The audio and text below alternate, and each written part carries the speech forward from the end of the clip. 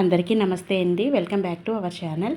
ఈరోజు వీడియోలో మనం నవరాత్రులు వస్తున్నాయి కదండి. 2025 జూన్ 26వ తేదీ నుంచి మనకి వారాహి నవరాత్రులు, గుప్త నవరాత్రులు అయినా సరే, గుప్త నవరాత్రులు అయినా సరే మనం చక్కగా ఇంట్లో గడప పూజ అన్నీ కూడా చేసుకోవచ్చండి. మనం తాంబూలాలు ఇవ్వడము అటువంటివన్నీ అంగు ఆర్భాటాలు లేకుండా చక్కగా ఇంట్లో అయితే ప్రశాంతంగా పూజ అయితే చేసుకోవచ్చు. అయితే తప్పకుండా అమ్మవారు మన ఇంటికి విచ్చేస్తారు కనుక 9 రోజులు అందువల్ల గడప పూజ అయితే చేసుకోవాలండి. అయితే ఈ గడప పూజ ప్రతిరోజు చేసుకోవాలా, లేదు ఒక్కరోజు చేస్తే సరిపోతుందా, ఏ రోజు చేసుకోవాలి, మనం గడప పూజను ఎలా చేసుకోవాలి, గడప ఎప్పుడు పచ్చగా ఉండాలి అంటే ఏం చేయాలి అన్నీ కూడా డీటెయిల్గా అయితే తెలుసుకుందామండి. అయితే మనకి జూన్ 26వ తేదీన మనకి వారాహి నవరాత్రులు ప్రారంభం కదండి. ఆ రోజే మనం గడప పూజ చేసుకోవాలి. ఉదయం తెల్లవారుజాము పూజ చేసుకునే వాళ్ళు ఉదయమే గడప పూజ చేసుకొని పూజ చేసుకోవాలి. సాయంత్రం చేసుకునే వాళ్ళు సాయంత్రమైనా ఉదయమైనా పూజ చేసుకుని గడప పూజకు ముందు గడప పూజ చేసి గడప దగ్గర ముగ్గు వేసి అమ్మవారిని ఆహ్వానించాలన్నమాట. అప్పుడు పూజ చేసుకోవాలి.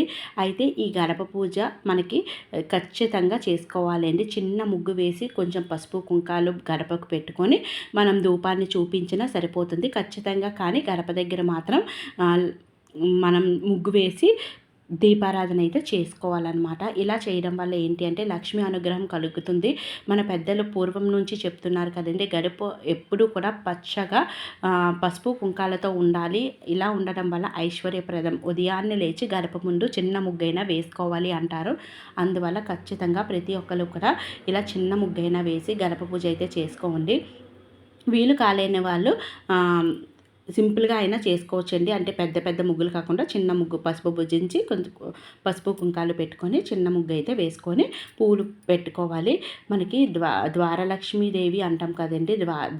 ద్వారం కూడా లక్ష్మీదేవి అన్నమాట. మనకు మంచి అయినా చెడు అయినా ఏదైనా సరే మనకి ద్వారం నుంచే వస్తుంది. లక్ష్మీ అనుగ్రహం ఉంటే అంతా కూడా మంచిగా జరుగుతుంది. లక్ష్మీ అనుగ్రహం ఉంటే మనకి లక్ష్మీ కటాక్షం కలుగుతుంది. అమ్మవారు సాక్షాత్తు వారాహిదేవి మన ఇంట్లోకి రావాలి అని మనస్ఫూర్తిగా కోరుకుంటూ మనం ద్వారలక్ష్మి పూజ అయితే చేసుకోవాలండి. అయితే ద్వారం దగ్గర మనం చక్కగా ఇలా చిన్న చిన్న ముగ్గులు వేసుకున్నాం అనుకోండి, ఎటువంటి ప్రాబ్లం ఉండదు. తొక్కరనమాట. చిన్నపిల్లలు ఉన్నా సరే తొక్కకుండా జాగ్రత్త పడవచ్చు. ఇక్కడ రాగి చెంబు కూడా పెట్టుకోవాలండి. రాగి చెంబు పెట్టుకోవడం వల్ల ఎటువంటి దృష్టి దోషాలు ఉండవు. రాగి చెంబులో ప్రతి నిత్యం కూడా నీళ్లు వేసుకొని చక్కగా దానిలోని ఒక పుష్పము, పసుపు, కుంకుమ, చిటికెడు పచ్చకర్పూరము, ఒక కాయిన్ ఏదైనా నాణ్యం కూడా వేసుకొని చక్కగా చెంబు కూడా పెట్టుకొని చక్కగా దీపారాధన అయితే చేసుకోండి.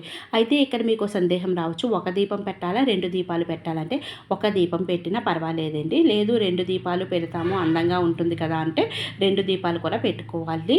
అయితే ఇన్నిన్ని పువ్వులు ఇన్నిన్ని అయ్యి ఏమీ పెట్టవలసిన అవసరం లేదండి. ఒక్క పువ్వు పెట్టినా సరే ద్వారలక్ష్మికి మనస్ఫూర్తిగా సరిపోతుంది. చక్కగా పూలతో చక్కగా అలంకరించుకొని దీపారాధన చేసుకొని మనం ధూపాన్ని అదేవిధంగా అన్నీ కూడా చూపించుకోవాలండి. నైవేద్యం కూడా సమర్పించాలి. ఇక్కడ నైవేద్యం వచ్చేసరికి పటిక బెల్లం కానీ ఏదో పండో ఫలమో ఏదో ఒకటి పెట్టుకోవచ్చండి. పెట్టుకొని చక్కగా దీపారాధన అయితే చేసుకోవచ్చు. ఆ ప్రసాదాన్ని మనం తర్వాత స్వీకరించవచ్చు. ఈ దీపాలన్నీ కూడా కడిగేసుకొని మళ్ళీ యూజ్ చేసుకోవచ్చండి. మన ఇంట్లో ఎన్ని ద్వారాలు బయటకుంటే అవన్నిటికీ కూడా కొంచెం పసుపు రాసి పసుపు కుంకుమ పెట్టి చక్కగా ఒక పుష్పం పెట్టి ఈ ధూపాన్ని చూపించండి. ఖచ్చితంగా ద్వారాలన్నిటికీ కూడా చూపించాలండి. ఒకదానికే చూపించకూడదు. ఎందుకంటే అలా చేయడం వల్ల ఒక ద్వారానికే పూజించడం వల్ల మనకి చెడు జరుగుతుంది. ప్రధాన ద్వారానికి చక్కగా పూజ అయితే చేసుకోండి. అయితే ఏ రోజుల్లో పూజ చేయాలి అంటే శుక్రవారము, మంగళవారము, పంచమి తిథి, అష్టమి తిథి ఇలా మంచి తిథుల్లో అయితే పూజ చేసుకోవచ్చండి. లేదు అంటే మీకు వీలైనప్పుడు చక్కగా ద్వారలక్ష్మి పూజనైతే చేసుకోవచ్చు. గురువారము, శుక్రవారము ఇలాగా నవరాత్రులు మీకు వీలైనప్పుడు ముగ్గులు అవి బాగా ఉంటే మనం ఎప్పుడైనా చేసుకోవచ్చండి. చూసారు కదండి, కొంచెం మామిడి కొమ్మలు ఉంటే మామిడి కొమ్మలు కట్టండి. మరొక చక్కటి వీడియోతో మళ్ళీ కలుద్దామండి. వారాహి నవరాత్రులకి సంబంధించిన వీడియోలు అయితే నేను అప్లోడ్ చేస్తున్నాను. తప్పకుండా మన ఛానల్ని అయితే సబ్స్క్రైబ్ చేసుకోండి మరిన్ని డివోషనల్ వీడియోల కోసం. ఇంకా ఏమైనా డౌట్స్ ఉంటే తప్పకుండా కామెంట్ సెక్షన్లో కామెంట్ చేసి అడిగితే నేనైతే వెంటనే రిప్లై అయితే ఇస్తానండి.